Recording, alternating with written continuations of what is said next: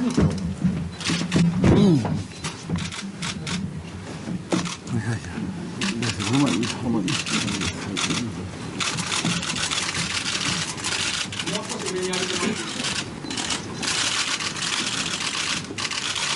っちもお願いします。すみません。会長すみません、こちら。笑顔でございます。ありがとうございます。ありがとうございます。お願いします。よろしいでしょうか。はい。はい、じゃあすみません。始めさせていただきます。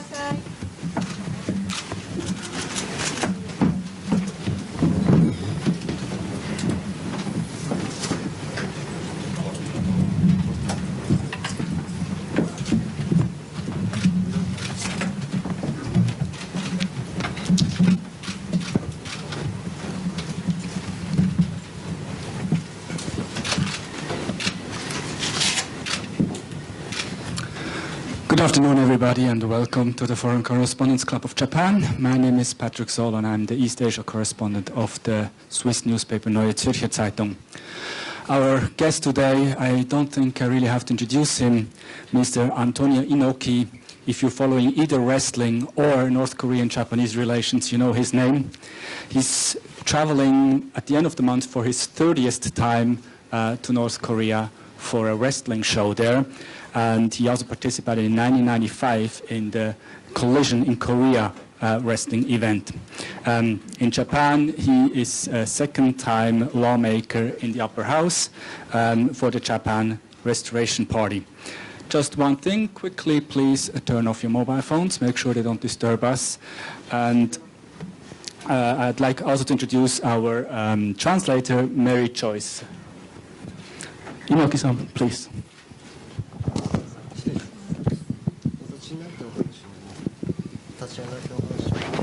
こ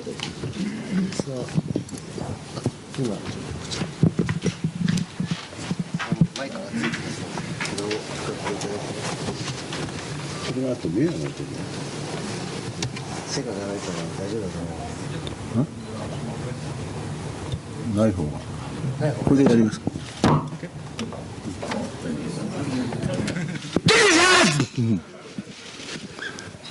元気があれば何でもできると言い続けて何十年になりますけどね、この元気もだいぶ疲れてきましてね、私も賞味期限が切れてきたかなと。でも最近流行ってますから日付を変えることはできるんですってね、もうちょっとしばらく元気を打っていこうかなと思ってますが、去年ちょうど当選した後、ここで講演をさせていただきました。多分私の話はなかなか外人の皆さんには理解しにくいのかなという、国会の常識というのは大体ありますが、私の場合は国会の中の非常識という、外に出ると皆さんは理解してもらえるという。ちょうど去年、多分ここで講演をした後ですかね、北朝鮮に行くということで、懲罰委員会にかかりました。本来これは全部受け入れるよということで受け入れましたから、それでいいんですが、国会法の中に非常に矛盾があったり、もう一つ大事なことは今やっぱり、自民党批判ではないんですが、政権が非常に強くなった。でその中に三権分立というのが今本当に侵されつつあるという、すでに、私の場合もいくつか経験をしまして、また今回の5月に議員団を連れて訪朝しようということで、その時に衆議院も参議院も議長から OK という話が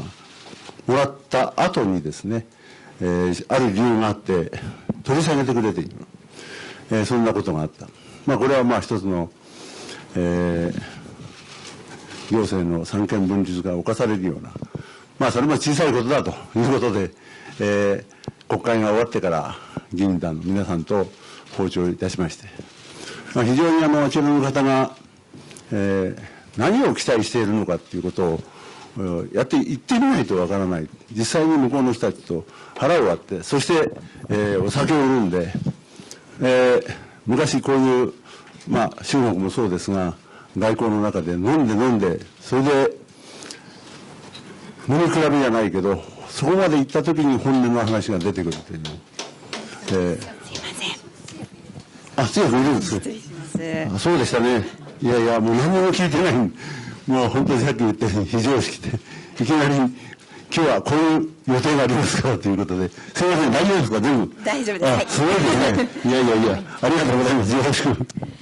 Good afternoon, everybody. And the first question was, are you all energized? Do you have vitality? Because if you do have this, it is possible to do anything. And so we are, of course, here. I'm coming a little bit low on energy, we could say, perhaps coming a little bit close to my expiry date, as some people might say. However, of course, we know now that these things can be extended. So I am going to try and keep this energy and continue a little bit more from here as well. I had the opportunity of speaking here last year also after my visit to the DPRK to North Korea. And at that time, I had the chance to speak about this situation. I believe that sometimes what I have to say may be a little bit difficult to understand for members of the foreign press or people from other countries, because perhaps it's often said that within the Diet or the Japanese parliament there is a certain kind of common sense. However, mine is a not common sense, shall we say. But however, once you go out of the Diet to different environments, different situations, this is different. And as I spoke about last year as well, after returning from the DPRK, I did have to face an investigation committee and so on. However, this time, as mentioned, I am also planning once again to visit North Korea. And this time it has been accepted. So we can see there are these various contradictions within the Diet situation at the moment also. I do not intend to criticize the Liberal Democratic Party, but however, as the government is getting stronger now, there is somewhat a division between the different factions there as well. And I believe my case is a way to, or an example of this, an experience of this sort of thing also. In May of this year, I was planning to visit the North Korea together with members of the Diet from both houses. And while the schedule and so on was accepted at that time, it was asked after this to actually cancel this. This is only one small example, of course, but of this kind of division which is in place. However, I'm hoping that once the Diet is not in session, we'll be able to take the Diet members to North Korea also. So when we go to North Korea, well, what is it that people are expecting of us there? Of course, we don't know this until we go there. However, it's very important to go there to drink with people, to enjoy a drink together, to talk and discuss over these things. And not necessarily comparing the drinks, shall we say, but through this kind of thing, it is a way to exchange and learn about one another. I am sorry for making my introductory speech so long and forgetting to go through the translation, as is the usual here at the FCCJ, but as I mentioned, I am not perhaps of the usual common sense. Thank you for your understanding, and I will continue. 本当は英語でスピーチすればいいのかなと。私の英語はここでは使えない英語なもんで、よろしく。Perhaps I could be speaking here in English myself, but my English is perhaps not so suitable for a venue such as this. 今申し上げたように、いつも私の過去が、大変皆さんが興味を持たれる部分で、普通の生き方とちょっと違ったものを歩んできました。I believe, as most of you here, many people are always interested in my past, shall we say, as this is perhaps somewhat of an unusual path I have led until now. 学問も大事ですが、学問以上に一歩踏み出す勇気ということで、体験に勝るものなしということで、いろんな生死をかけた体験をさせてもらいました。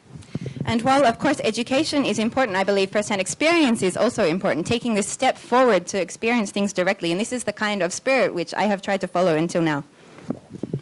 スポーツ交流を通じて世界平和ということを言い続けてですね、北朝鮮の訪問はちょうどこれで、今回この30、31日のイベントのために28日に訪朝しますが、30回目になります。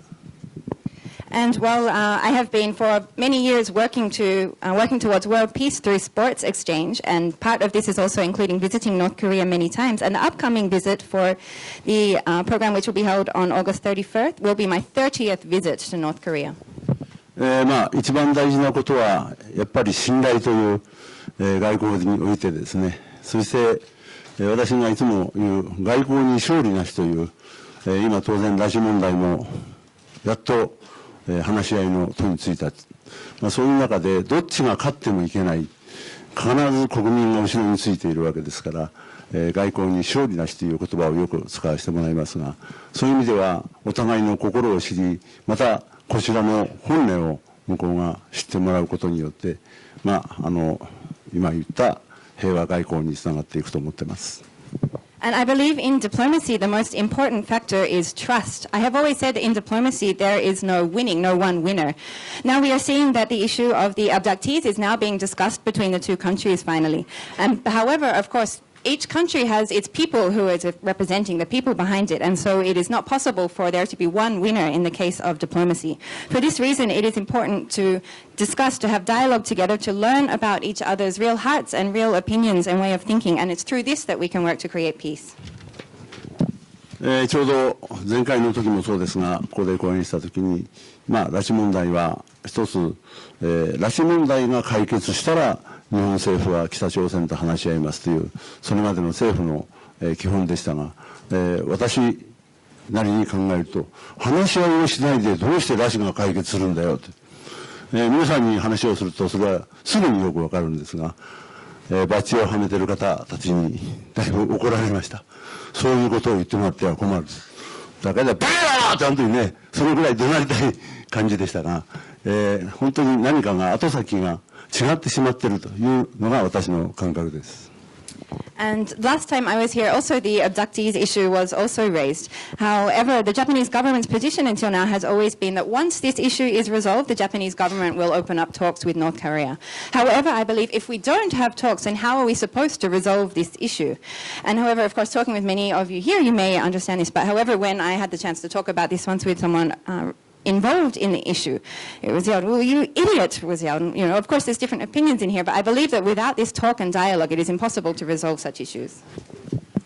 本当はお書きしては私の経歴は言ってますかね。そうした場合に、この間もある国へ行きましたときに、自己紹介をずっとしなきゃいけないという、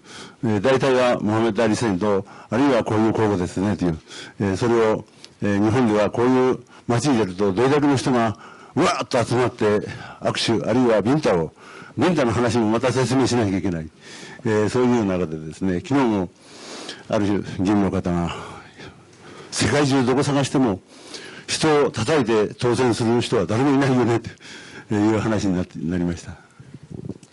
And however, I believe most of you here are also familiar with my profile, and I hope perhaps it has been distributed. But recently I had a chance to travel to a different country. And when speaking overseas, often I have to begin with a self-introduction of my whole background and so on. But I explain, well, in the situation in Japan, if I'm walking down the street, how many people come up to me, rush to where I am, looking for a handshake or looking to be slapped in the face by me. And I have to even explain what this power slap is when I'm speaking overseas, for example. I had the chance recently also to be speaking with another Diet member, and they said to me, I don't think there's anyone else in the world who has gone around hitting people, slapping people, and then been elected to parliament.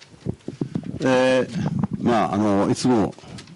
人より先を感じるというか、見えるというか、で行動を起こした時にはなかなか皆さんに理解してもらえないことが多くてですね、そしてしばらくするとその評価に変わってくるという、モハメッド・アリ戦がいい例で、あんな茶番劇とかいろいろ、そして今になると、格闘技の伝説になっている。そういうことで、またイラクの人質の解放の時もそうですが、単身で乗り込んで、人質解放あるいは平和の要するに祭典を行うことによって、全世界の、人質だった人たちが解放になったとか、なかなか、政府主導で動いてませんので、私の場合は、評価のあれがネットで見ると、その時の話題というか評価は大変だったんですがね、そういうことで今回の北朝鮮もしかりで、今ネットを見ても私を批判する人はほとんどいなくなりました。最初にもう相当いろんな嫌がらせ、いろんなバッシング入っておりましたけどね、やはり何かを貫き通すためには、そういう風を受けながらも突き進んで、そしてそこに真実を訴える、そういうことで自分の生きてきた人生に悔いはないと思っています。And I feel that I often am able to feel or see what is coming in a much longer vision. When I often take action at the time, perhaps people find it difficult to understand. However, later on it becomes clear and people become much more sympathetic and understanding and praising of the kind of actions which I am taking. The match with Muhammad Ali was also an example of this. At the time, there was many people saying, what are you doing having such a match like this? And however, now it is a legend within the martial arts world. The situation of the hostage freeing in Iraq as well was also a situation. At the time, I was going in done by myself, and people were very uncritical of this. However, this led to the freeing of many hostages, not only from Japan, but from people all around the world also. The way I am moving is not being led by the government, but moving independently. When we look at the internet, for example, of course, there are many different opinions online about these kind of actions, but this also changes within time. On the internet about my upcoming visit to North Korea, there's also at first or during my previous visits also many people criticizing or bashing such actions. However, now I think we really need to, or in order to make a breakthrough, we need to push forward through the wind, despite how difficult it might be, to seek a way to go forward and live with no regrets. 大体話がこのぐらい進むと私の場合は下ネタに入るものですからね、下ネタ外交というか、必ずどこの国の方、北朝鮮もそうなんですが、そこから一気に空気が変わりましてね、本音の話をするということで、なかなかこの英語で下ネタを披露するのも難しいからあれですけど、大体その辺からですね、皆さんの多分今日お聞きしたいことの方が多いのかなと思いますんで、その質問に答えていきたいと思っています。And if I continue talking like this, I often, my presentation will start to go towards making more somewhat dirty jokes, shall we say, in a way. And this is something which is also in common with people from all around the world. Even when I go to North Korea, you can share these kind of conversations, these joking with people. And it's always a way to break through difficulties in the atmosphere and really be honest with each other as well by having these kind of casual situations. However, this is maybe somewhat difficult to do in English, and I'm sure many of you also have many questions you would like to ask also. 言いかけたんで一言だけ下ネタをご披露しますけどね、北朝鮮に行って固い国だし、あそこにこんなこと言ったら拘束されてしまうんじゃないかというね思いもありましたが、でも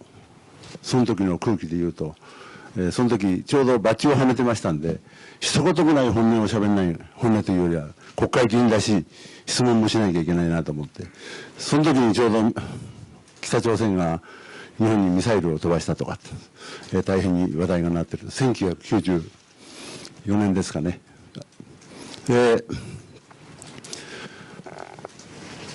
ところでお国は日本にミサイルを向けてるそうですねって言ったら、向こうの偉い方が顔色変わりました。お互いの信頼が醸成されれば解決する問題です。席を変えて食事にしましょう、飲みましょう。そして私が通訳に一言一句間違いない通訳を頼むよって言うんで、みんなが注目してるわけですね、テーブルが。それで私がいきなり「ところで!」ってでかい声を出したもんで、みんなが何を言うんだろうと思ってびっくりした。北朝鮮は美人が多いですよねって。そしてお国は日本にミサイルを向けてるかもしれないけど、我々のミサイルは北に向いています。そういうことでした。ということで質問の方へどうぞ。And because I did mention these kind of somewhat casual, a little bit dirty jokes, I perhaps would like to introduce one finally before we go into the questions and answers. Sometimes I'm thinking, well, if I make these kind of jokes in North Korea, perhaps I would be, taken away or imprisoned for this kind of thing. However, I think, well, I'm there, I have my badge on as a Diet member, I should make this kind of question. This was in 1994 at a time when North Korea had just been sending missiles towards the direction of Japan. And so I was in a discussion with the partners in North Korea and saying, well, you've pointed your missiles towards us recently. And they said, well, yes, but of course, if we learn to trust each other, if we know more about each other, we can resolve these issues. Come, let's sit down, let's have a drink and a meal together. However, I said to my interpreter at the time, please listen very carefully to what I'm about to say and interpret every word that I'm about to say accurately. And then I yelled to get everybody's attention, and everybody was looking at me, wondering what it was that I was about to say. And so I said to them, well, in North Korea here, you have very many beautiful women here. Your missiles may be pointed towards us, but our missiles in Japan are pointed towards the north. すいませんね。どんなミサイルですって聞かないでくださいね。Please don't ask me what kind of missiles I was referring to here. ちょうど95年のイベントの時のね切手です。これは塩力道山とあれで、多分北朝鮮で一番売れてる切手だと思います。在日の方が訪問された時にお土産に買ってくるという、今回ももうこれで終わりですって言うんですが、その後行くと必ず同じ量があるんですけどね。そういうことでどうぞ何でも質問していただければ。And this was at the time for my 1995 event, which was held in North Korea. And of course, also, I'd like to refer to my mentor, the renowned wrestler Ricky Dolden, who was also, of course, of Korean origin. And at the time of also visiting North Korea, always I meet with the Zainichi Koreans to also join visit and so on. And always they present these kind of things for me, such as the stamps, which I have just shown. And they say, this is the last ones, I'm always told. But every time I go, I'm always presented with more. But I will end my talk here, and we can go into the questions. どうぞ何か質問をお答えしたいと思います。 So we would like to open for questions now. Thank Okay, you. thank you very much, Inoki-san. Questions, well, I take the first row first. Please make your question short and state your name and affiliation. Thank you very much. はじめまして、ジャーナリストの高橋康介と申します。イギリスの軍事週刊誌のジェンズ・ディフェンス・ウィークリーに記事書いております。95年の4月にやったイベントと今回のイベントの企画をちょっと伺いたいんですけども、95年の4月の時は大きなスタジアムで競技場でやって、聞くところによると38万人ぐらい集まったと。で今回これ見ますとユギョンチュンジョン体育館といって体育館ですよね。で、なんか参加選手も、見てみるとちょっとこじんまりしたような感じがあって、ちょっと時代背景考えると95年の時は飢餓とかがたくさんあって、で今回は、日朝関係の改善のブームがあると。なんでこの違いが起きたのか、ちょっとその辺の背景を教えてください。今競技場がちょうど競技場が今改装中ということがあります。そしてもう一つは、去年の暮れにチャン・ソンテクさんが、ああいう形になりましたが、その時に話した話でですね、実際にいろんな制裁が今こう入ってますから、94年5年の時にはそういうまだ日本からの制裁もなかったんで、今回はいろんなもう本当にがんじがらめの状況で選手のギャラの問題、いろんな問題、あるいは、手持ちのお金も含めてですね、そういう中で我々が法に反しない限りの中でね、今皆さんにボランティア精神も含めて、今回参加してもらったということで、一つは今回この体育館は非常に北の方としてもぜひ見せたい体育館なんですね。現代という韓国の今自動車のあれ、そこが寄付した体育館で、1万5千人、2日間で3万人ぐらいです。だから規模は確かに私が寮に立ってましたから、その時は、今は逆に何カ国でしょうかね、フランスあるいはアメリカ、いろんなブラジル、ロシアもいるでしょうかね、そういう、各国の選手が参加してくれますんでね、比較にはならないと思います。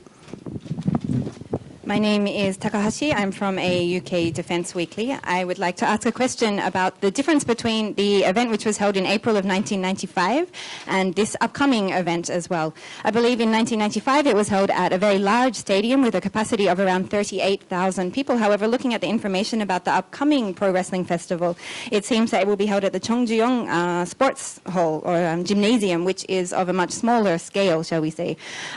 If we look at the situation between the different political background of these different years, we can see in 1995, of course, there was very many difficulties in North Korea, such as starvation and the food situation and so on. However, now we are working towards a more positive relation between Japan and North Korea. I wonder if you can explain the difference between the scale of these two events and the response. In regards to the stadium, well, the large stadium in Pyongyang is now under refurbishment, so it is not able to be used, is one of the reasons. And also, this plan was made last year, and there was very many different things in the background of this, for example, around the time of the death of Chang Song-taek last year as well. And so these things were also impacting the planning of the developments. Another point to make is in 1995, Japan did not have any sanctions in the time on North Korea. However, there are many in place now, which is also leads to various problems regarding to how to make the payments for the wrestlers who are joining the stadium or the events, for example, and many of these different financial considerations and so on as well. And so, while of course the scale is somewhat different between the two events, we are trying to do what we can within the constraints and within the limitations of what Japanese law will allow us to do at this time. So this also involves a lot of volunteering, or also paying our own costs and so on for this as well. Another point to make is that the sports gymnasium which is being used for this upcoming event is also one which the North Koreans very much want to be able to show internationally as well. It was actually donated by the South Korean company Hyundai. So this is also a point which they would like to be making. I would also like to make the fact, well, of course, I was in the ring at the time in 1995, but during this event, we will also be having representatives or wrestlers coming from other countries as well, from all over the world, including from France, the United States, Brazil, and Russia, I believe, also. And so having many countries participating. So I think we cannot really make a direct comparison of the differences between these two events. Okay, Anthony, please.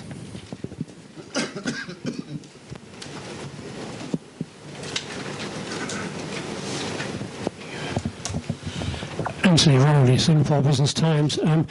mentioned the Japanese government position is that until the abduction issue is solved, there can be no talks. But you then said, but without talks, how can the abduction issue be resolved? My question is, do you think that behind the scenes now there is actually a better, stronger dialogue going on between North Korea and Japan? The fact that you're now going to go and there won't be a committee of inquiry, for example, does that mean is this simply because Mr. Abe is hoping for concessions on the abduction issue, or does it point to a better, improving dialogue, do you think, with North Korea behind the scenes?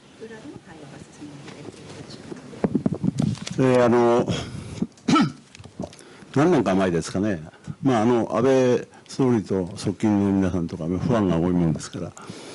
飲み会をしたこともあるんですが、1回はご本人と、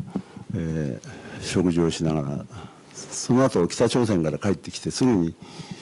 制裁というあれを安倍総理が制裁をかけたんで1回目、そして2回目で、それの鍵を開ける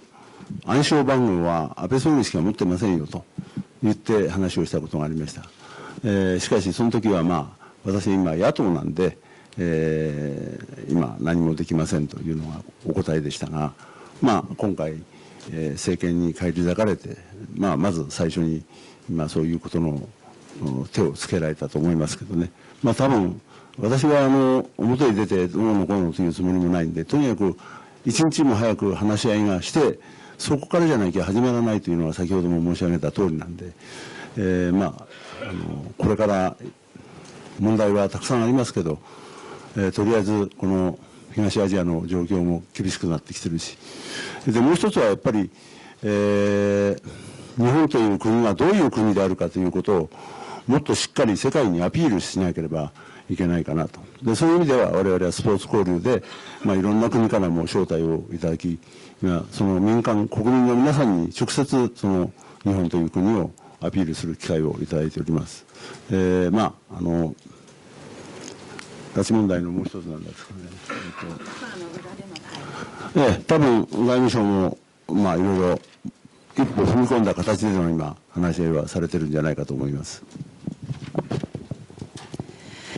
So I believe it was several years ago I had the opportunity of having a meal together with Mr. Abe. At the time, of course, he and those around him had many concerns about the North Korea and my activities and so on. And of course, it was Mr. Abe who was responsible for both the first and the second round of sanctions which were put on North Korea. So this was at a time when I'd actually just come back from visiting North Korea. And one of the things I said to Mr. Abe is only you have the PIN code which is required to unlock these sanctions, to remove these sanctions. But he replied at the time, well, I'm in opposition at the moment, so there's nothing I can do. However, at this time, of course, he is now Prime Minister leading the government, and so I believe that perhaps he is now taking action towards the resolution of this issue now that he is in this position. Of course, I personally don't want to be trying to, take a front position or looking for attention on this issue, but I would just like to emphasize that we need dialogue, we need discussions as soon as possible. And now that the many problems and difficulties in East Asia are now becoming more and more serious, this is even more the case. Another point I would like to make also is we also need to be considering what kinds of countries country we want the people around the world to see Japan as, what kind of country Japan is, and how to appeal this internationally. And for this purpose, having more sports exchange, and also we're receiving many invitations from all over the world, is a very important opportunity to be able to allow people and citizens from all around the world to learn more about Japan, its people, and so on also. And in regards to the issue of the back-channels dialogue and so on, I believe that the Ministry of Foreign Affairs is now carrying out very deep dialogue with North Korea. Thank you. But regarding that question, before you've been sanctioned or censured for your visits to North Korea, has there been any change regarding that? Have you been supported by MOFA currently, or do you even have a mission by MOFA or the Prime Minister now? とりあえず国会の、承認をもらわなきゃなりません。ただ、国会中じゃありませんので、非常にそこは割と自由な部分があると思います。そして、今回も議員団の皆さん、行きたいという人は何人かいたんですけどね、基本的にスポーツ交流ということでですね、今のこれから9月ですかね、拉致の問題も、一つの答えが出てきますんで、私どもはその前にできるだけいい環境づくりというのが基本でずっとやってきましたんで、早くもっと深く踏み込んだ形での政府間の話ができて、一番いいのは安倍総理が直接言われたら一番いいんじゃないかなと思ってます。I do require, of course, the permission via the Diet to be going to North Korea, and this was given this time. However, because it is not a sitting season, it was also fairly free at this period to be traveling. There were some other Diet members who also indicated that they did want to accompany on this visit, but because the purpose of this visit is a sports exchange, we decided to focus this visit on the sports factor there. However, as we are coming up to September, it is possible that we may be starting to see some answers in regards to the abductee issue and so on. So I hope that these kind of activities can work to, I hope to somehow, or I would like to help to create the environment which can enable more deep discussions on a governmental level as well. I believe, of course, the best thing to possibly or potentially happen would be for Mr. Abe himself to travel to North Korea. But he didn't ask for a visa to accompany you. あんまり秘書の方はちょっとお話ししたことありますけど、直接はないです。I have had a chance to speak with his secretaries about the issue or his assistants on the issue, but not directly, no. Good. Who's next question, please?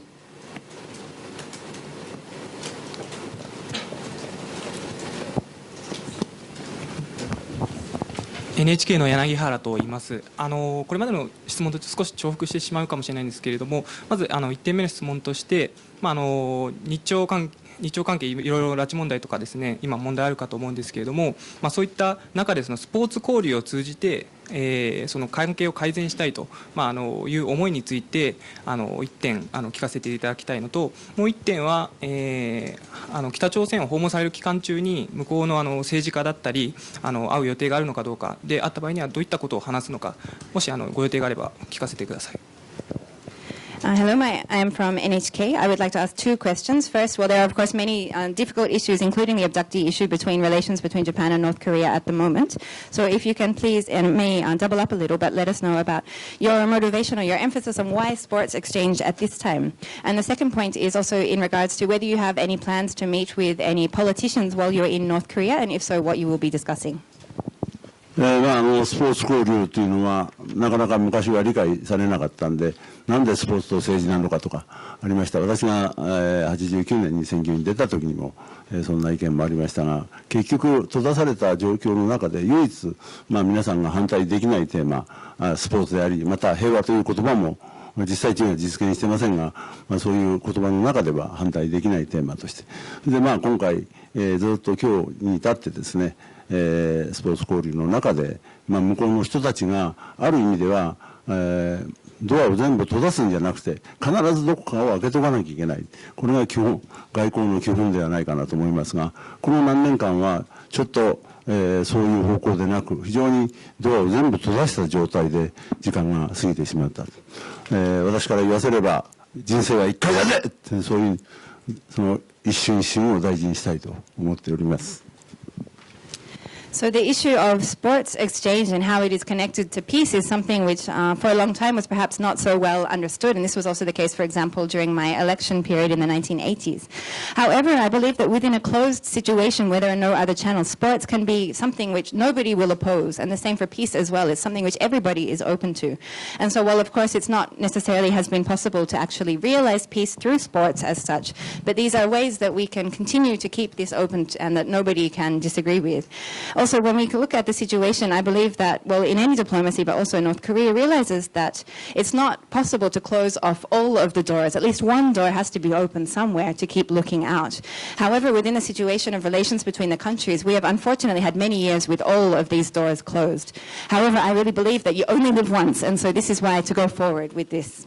sports and peace exchange. Sports for peace. Next question. Carson, please.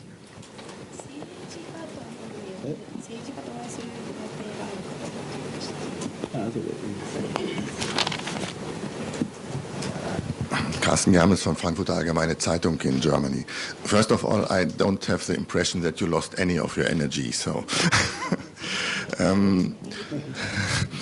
after being in North Korea for nearly 30 times now,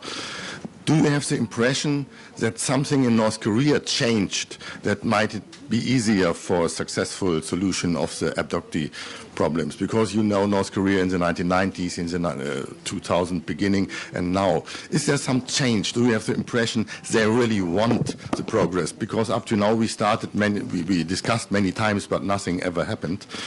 The second thing is, you said it's most important to have some sort of relaxed atmosphere with negotiations. As you know, Japanese bureaucrats are not with the image to be the most relaxed and casual types. What would you recommend the Japanese delegation negotiating about it to build up trust with North Korean? What can they offer besides good drinks and good meals? What can they offer and say, Japan offers you this, please now give back? 一つには北朝鮮が、昔は北朝鮮というだけで悪役になってしまう、本当に先ほども申し上げた通り、私自身のバッシングもありましたが、冒頭申し上げればよかったんですが、師匠の出身力道山という戦後最大のヒーロー力道山が北朝鮮の出身であるということも、随分長い時間表に出されなかったことがありましたが、その師匠の思いを分断された国家に思いを届けようということで行ったのが94年でした。そういうことで北朝鮮自身が162カ国と国交を結んでおります。日本から見ると日本と北朝鮮しかない。だから制裁をかければ北朝鮮は困るだろう。そして日本の言うことを聞くだろうというのが今までの経緯を見るとそんな感じがいたします。で、そういう中で万歳しないから、そして野田政権の時にもう一度制裁をかけようという時にこれはかけても意味がないからということで制裁をかけなかった。そして政権が変わって、そういう、流れをしっかり捉えておかないとですね、そして今、北朝鮮が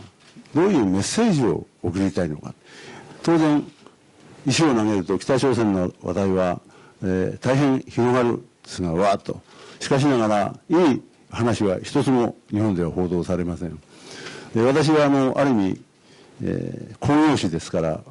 イベント屋としてあんなすごい国はないなと。石をポンと掘るとうわーっと輪っかを埋めてみんなが騒ぐというね、工業で一番大事なのは国士なんですね。そういう意味では、大変なイベント屋じゃないかなという思いもありますが、そういう意味で今北朝鮮がどういうメッセージを送りたいのか。で、それを我々が逆に言えばそのままを日本の国民の皆さんに政治のレベルではなくて、あるいは、新聞報道だけではなく実際にそのメッセージを国民の皆さんに届ける、そういうことによってもっとできれば早く交流を高めることによってですね、その偏見であったり、そういう思い込みであったり、そういうものが、なくなってくると思いますんでね、本当に我々が逆に言えば言ってることの裏返しで言うと日本の非常識ということも取れる場合がいくつもあります。In the case of North Korea, for a very long time, even just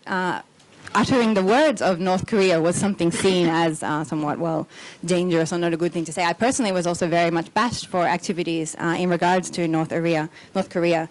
However, I mentioned very briefly before, but I would like to once again refer to my mentor, the greatest hero in the history of wrestling, also Mr. Ikki Dozen, who was himself from North Korea. However, this fact was hidden for a very long time, actually. But when I first visited North Korea in 1994, was also to convey respects about my mentor as well. But when we look at the situation of North Korea, actually the country has diplomatic relations with more than 160 countries around the world now. However, when we look at the situation from Japan, it's very much only seen as just the two countries of Japan and North Korea within this situation. And so, of course, this leads to a certain narrowness of this aspect. Under the time of Prime Minister Noda's government, there was talk of actually putting more sanctions onto North Korea. However, it was realized that putting more sanctions on would have no meaning, would have no effect, and so this was cancelled. However, after this, there was a change in government, of course, and it's very important to look at these facts in the background, which are leading up to the overall situation as well. And what I believe is very important when we are looking at North Korea now is to consider what message is it that they are trying to send as well. Of course, if you throw a stone, it will start ripples. But however, in Japan, we never hear about any of the positives, I would say. However, as someone working in the entertainment or events business, I believe that North Korea is an incredible country when you consider events. When you throw a stone, there is enormous ripples and such enthusiasm coming up as well. It's a great place for these kinds of events and so on as well. And so we really need to consider what message is it that North Korea is trying to share, is trying to send. And what I will be doing is sharing this message back as well, not on a political level and not necessarily only looking through what can be said through politics or through newspaper articles, but directly sharing this back with citizens, with the people as well. And only through this can we increase exchange and start to break down the different prejudices and the frozen or fixed opinions which are in place to try and open up. If we look at sort of fortune telling for the future, this is the way that we can open up such paths. 街の様変わりというのはこの10年で相当新しいビルもできてですね、自動車も街中ですけど交通渋滞が起きると、そんなような状況が起きております。で、先ほどもう一つ、誰と会われるかという質問がありましたけど、今私の担当になっていただいているのは菅則樹さんという、日米交渉をずっとやられて、金日成主席、そして金正日将軍、そして今回、元帥の、3代に続いて信頼を得て、その方が私の今担当で、行かれると必ずその方が出られます。菅則樹です。And in regards to the question about changes in North Korea itself, or when you're traveling around the city, for example, there has been significant development recently. You can see many new buildings rising, being constructed, and so many cars on the streets now that you actually even see sometimes traffic jams on the streets of Pyongyang. There was also a question before in regards to who I will be meeting there, and Kang Soju is the counterpart or the organizer of the programs for when I am, or the official counterpart for the visits to North Korea. He is someone who, of course, has a great trust from the 3 generations of the leaders in the past until now as being responsible for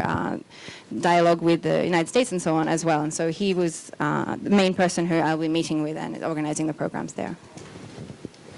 As you've been to North Korea so many times, what would you say is the biggest misconception about that country, the biggest misconceptions people on the outside have? 今回の、日朝で契約した4つの項目がありましたが、日本の場合は拉致問題を最優先という、そして、北朝鮮がその3番目に拉致問題が入っているんで、これはその向こうのその真剣さが違うんではないかとかいろいろ新聞にも一部報道されてましたが、外交ですからその順番はその国々の在り方がありますと、だからそれは問題ありませんというのはこの前帰国した時にも、会見で申し上げた通りなんですね。ですからその国々の在り方というものを、我々なかなか日本は島国ということで、外のことをなかなか勉強する機会がないという、観光では行きますが、実際には私もイラクの人質の解放、あるいはパキスタンであった、あるいは中東、アフリカ、いろんなところを回ってまして、ある意味では非常に危ないところで、そういう意味では、真剣勝負というか、そんな付き合いをしてきたんでですね、できたら日本の政府がもうちょっと私の、経験を生かしてくれたらいいなと自分なりに思っています。In regards to the negotiations undergoing between Japan and North Korea, there are four main points there. And when you look at these on the Japanese side, the abductees issue is being listed as the first point of priority. However, on the North Korea side, this is listed as the third point. This is often reported in Japan, or many people see this as Japan as North Korea not being serious about resolution of the issue. However, of course, this is diplomacy. And when we consider diplomacy, the order of priorities differs from country to country depending on their situation and their national interests. And so I would like to say this, it's often misunderstood in Japan that having this as the lower priority means that North Korea is not serious about the issue. But I would like to emphasize it's natural, of course, for different countries to have their different priorities in the field of diplomacy. Japan, of course, is an island country. We perhaps do not have so many opportunities to learn about other countries other than through maybe visiting on sightseeing trips and so on. I have, however, visited Iraq, Pakistan, the Middle East, Africa, places which are so-called thought of as somewhat dangerous, and of course built connections and relationships using nerves in all of these places as well. I think it would be a much better opportunity if the Japanese government could actually learn to utilize some of these experiences which I've built up over the years.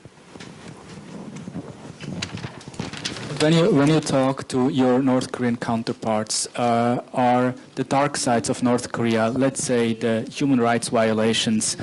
which the UN says amount to crimes against humanity, the multiple disregard for UN sanctions, are these topics do they ever come up in discussions, or is everything nice and smooth on the surface? はい、まずは私の場合ご存知の通りなんで、とりあえず政治の話を、あるいは訪問の挨拶、そこからさっきも言ったように話を全部変えてしまってですね、時間がもったいないんで本来の話を型通りの挨拶も正直言うと、昔はずっと挨拶が型通りで、それ30分ぐらいあるんですが、そういう話も今はなしでですね、とりあえずようこそ来ました。キム・ジョン元帥のもとに、国がこうなってます。その辺の話をした後ですね、もうざっくばらんな話で、本音のこういうことを普通だとなかなか聞けない部分を、信頼関係のもとにですね、ズバリと切り込んで答えてもらってます。そういうことでですね、ちょうど今日ピョンさんという方、今日ね、よくテレビでも出られて、どっかいますかね、私のことを一緒に今本を書いて、売り出したところなんですけどね、かなり今言ったようなことが詳しくこの中にも書いてあります。後でもしよろしかったら持ってってもらったらいいんですが、これから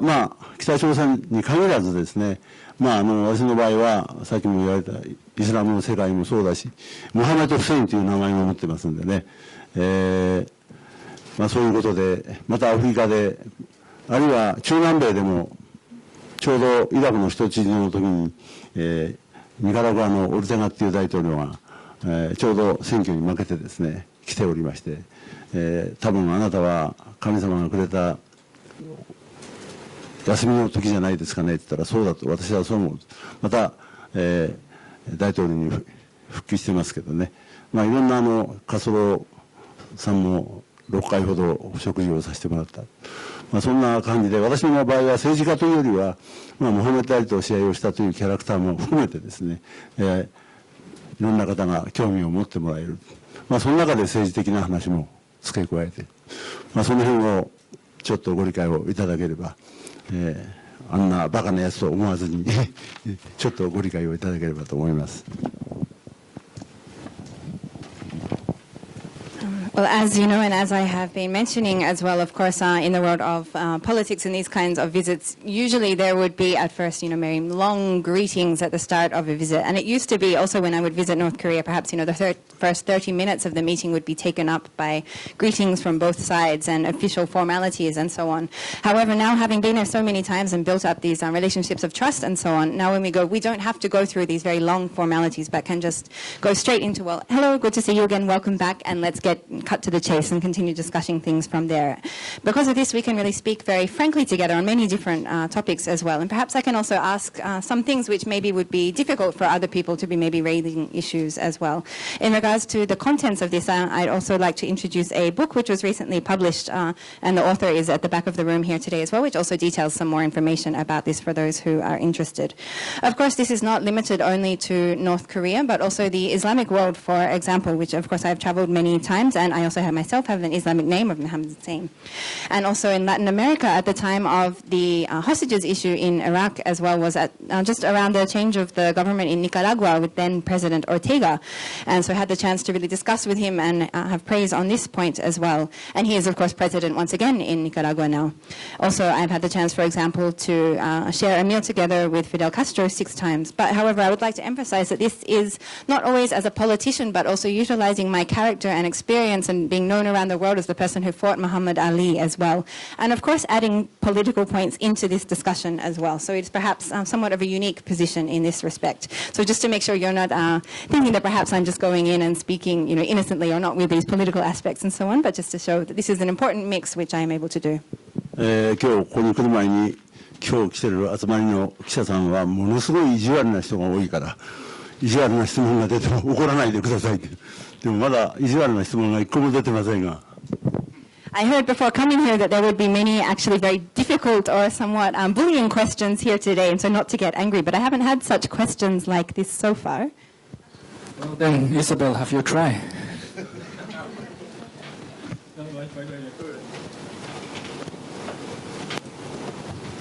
Isabel Reynolds from Bloomberg. I'm probably not going to bully you. I'm a bit too scared. I'd like to ask, could you say something about the atmosphere at these events in North Korea as compared with when you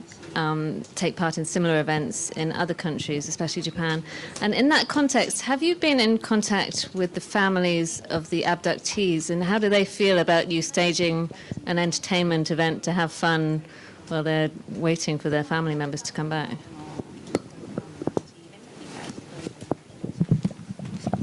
はい、拉致の会の方も何回かお会いしました。まあこれは先ほども何遍も言ってる私の経験のもとになかなか拉致が動かないときに横田夫妻にも行かれたらどうですかという話をして、まあ方が書かれた本の中にもまあそういうような部分が書かれていると思います。まあただ私たちは拉致の家族じゃないので。まあ非常に心配をし早く解決をと思う反面まだそこの真剣度が我々違うのかなと自分なりにこう思うことがありましたが、まあとにかく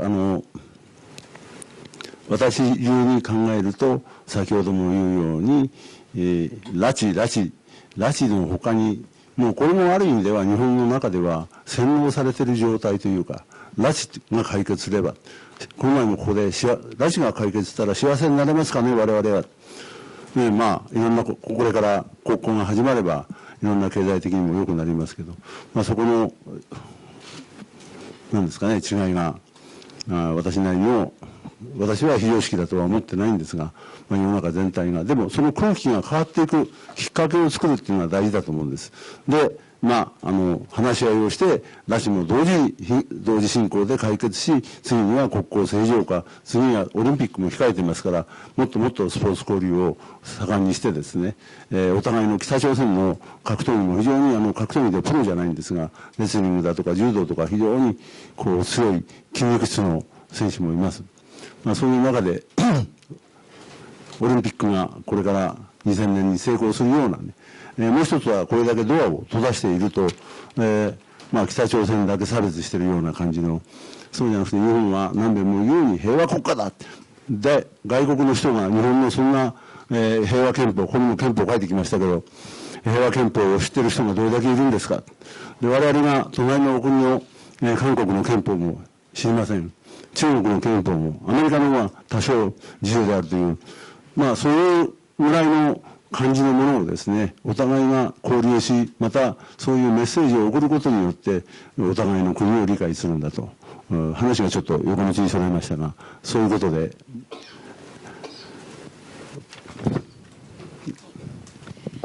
I have had the opportunity to meet on several occasions with families of the Association of Families of the abductee victims. At the time also, for example, suggesting at the time when it was really reaching a deadlock, for example, the suggestion of perhaps also visiting North Korea and so on. But of course, I am not a member of one of these families. I am not directly related to the abductees. And so while I am very worried and concerned about the issue and very much hoping for a resolution, of course, it's difficult for me to understand their position, how they are feeling, and of course, the seriousness or the way this is felt is, of course, in a different way to those families directly related. However, I would like to say in Japan, when we are hearing over and over again the word dachi, the abduction, abductees, abduction, it's almost like a way being brainwashed to really be focusing on this one point. However, of course, there are many other issues in regards to the relationship between the two countries which need to be looked at as well.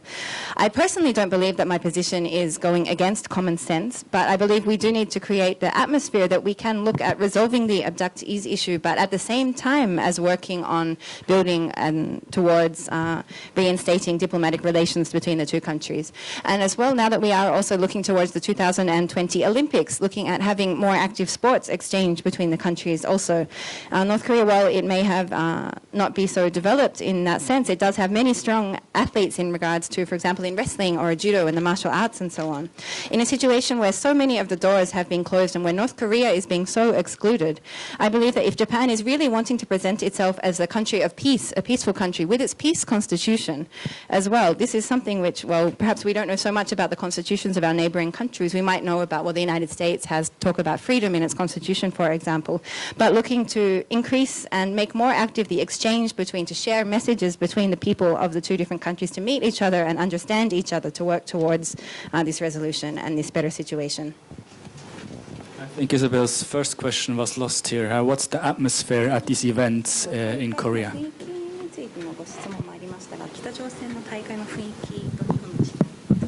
90年に95年でしたかね、これはプロレスを見たことのない人が初めて見るという、もう一つは私が現役でしたから、どの場面に行っても北朝鮮に限らず中東でもその一瞬にしてその観客の心をつかむというか、そして、もっと言い方を変えれば自分の手の上に観客を乗せてしまうという、これは皆さん曰く猪木独特の、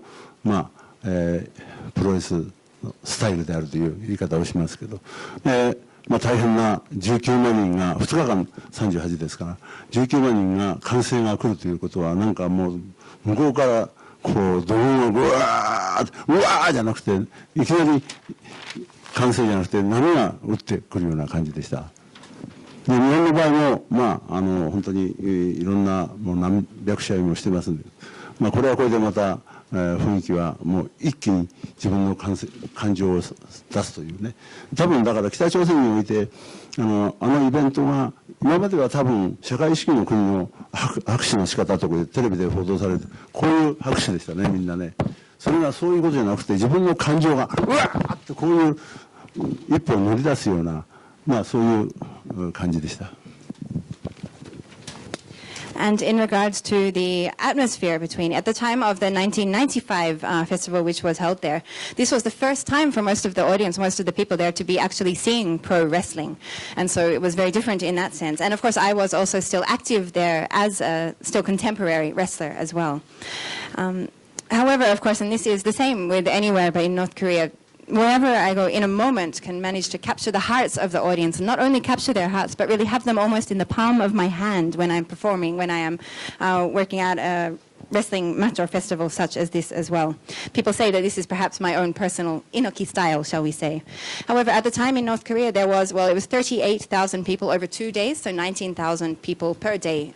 at each of the 2 days there. And when the people were coming through into the stadium, it was almost like a huge wave pushing through. Of course, I've also had hundreds of matches here in Japan, and the atmosphere there is also always very excited and very great and so on. However, one of the things perhaps when we look at the situation in North Korea is in the case of when we see on television, for example, clapping happening in a socialist country such as North Korea, it's in a very organized, very subdued kind of way. However, at this time, it was nothing like that at all. It was really excited from the heart, really active people almost jumping out of their seats. Basically, our time is up, but would you allow us one more question?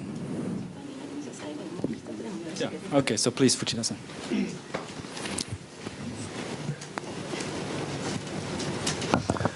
国民新聞の、藤田と申します。右翼新聞です。前回私は質問したために多分自民党員からも、右翼からもですねかなりバッシングがいったと思うんですが今回はですねまた違った観点からちょっと見解を述べましてコメントをいただきたいと思います。これは明日発売される私が関わった本ですがヘンリー・ストークさんこれはキム・イルソン主席と会ってます。直接話してます。それから明治天皇のお孫さんですけれども、中丸薫さん、チャン・ソンテクさんとも直接会って話したりしています。それから公安調査庁、菅沼元ね、公安調査北朝鮮担当です。でこの中北朝鮮のこといろいろ書いてありますが、この本の編集の過程で思ったのはですね、北朝鮮は今戦時中なんですよね。休戦ですけども、これはやっぱり考えてやらないといけない。つまり連合国側派と戦争を終結してないと。日本の場合はですね大東戦争を戦いまして、この最近パラオのことで注目されてますがペリリューで大激戦やってるわけですよ。パラオが取られたら B29 が来て東京本土が空襲されると。何としてもあそこで激戦でですね死闘して戦ってあそこで食い止めなきゃいけない。でもそこが落ちたから沖縄戦になったと。でも沖縄戦も激戦でした。本土を守るために。でそういう観点からすると、北朝鮮もですね必死だというのは分かります。ですからそういうことも踏まえて国際的なですね環境で今反米ということで言えば北朝鮮強いですね。反米勢力から絶大な支援を多分受けていると思います。しかし、朝鮮戦争をもう終わらせようというところまでですね平和が重要だと戦いはプロレスだけにしようというところを持ってきたらですねそれは最高だと思います。ですからその辺の観点で対局からですね一つコメントを。Excuse me, Fuchida-san, we're already over time. Yes, I am from a right-wing newspaper called the Kokumin Shimbun, and my newspaper and so on was also perhaps involved in this kind of bashing which you're talking about. I would like to make a question on a different position, and this is in relation to some things which I came across in the process of editing a book which I will be publishing tomorrow. When we consider the situation of North Korea, it is still in a state of war. It is now only in a ceasefire from the Korean War. And so when we consider this and also Japan's experience in the war as well, we can see that it is in perhaps a very desperate situation. And for this reason, perhaps it does have the support from the anti-United States regimes around the world and so on. But if we could change this and look at how to work towards ending the Korean War and making peace in this sense, I would like to ask your comment about that particular aspect. 本当に今言われた通り私も勉強はさせてもらっています。ただ歴史認識をどこまで遡るのかとか、今非常に拉致問題だけの、歴史認識みたいな感じの話になっていますが、そこを理解し合っていけばですね本当に心の触れた話し合いをできるし、究極は人間愛というみんながもっと幸せになるというこれが基本であればですねで、最後に私もなんでこの東南アジア東アジア含めてこんな対立構造になってしまったのかなと、逆に言えば日本人として私の場合はもっと兄貴株を風を吹かしてもいいのかな、もっと、これだけ ODA をやってですねいろんな援助もしたけど、その評価もあまりされてないというような、そういう意味では何遍も言いますが政治家が送るメッセージ以上にエンターテインメントが送るメッセージの方がはるかに、伝わりやすい時がある。韓流スターがいい例だと思いますけどね、そういう意味では、北朝鮮のモランボン楽団という大変、人気のある楽団があります。そういう文化交流も将来、できたらというお話もさせてもらっています。ありがとうございます。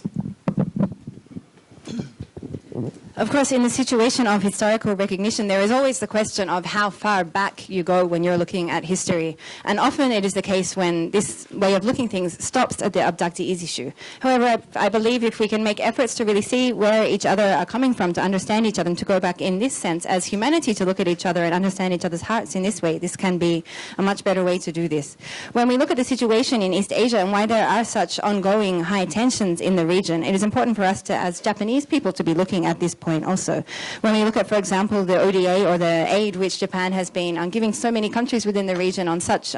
significant levels, but this is perhaps not being praised so much in a way. I believe we really need to look at these issues, but at the same time, more than the message of politics, the message of entertainment can really be well heard by people in these countries as well. At the moment, this is focusing on sports exchange, but I would also like in the future to try and work towards cultural exchange as well. There is a very well-known band called the Morangbong Band in North Korea. I would hope that we could also try and have cultural exchange between music groups and so on in this way also. Well, as far as I know, there is no overtime in wrestling. Inoki-san already gave us a few minutes of overtime. So thank you very, very much for coming. And it's, please give him a big applause. And I would like to give an honorary membership for 1 year to the FCCJ. It's probably our strongest member we now have, and we hope to see him around here as often as possible.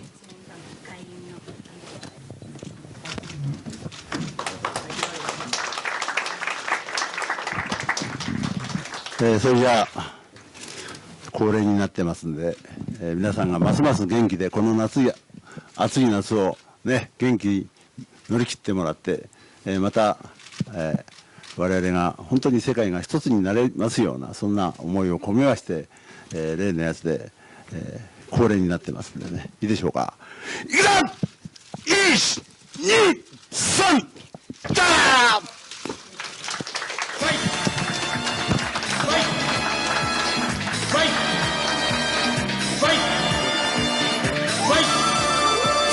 Please remain seated while he's leaving the room.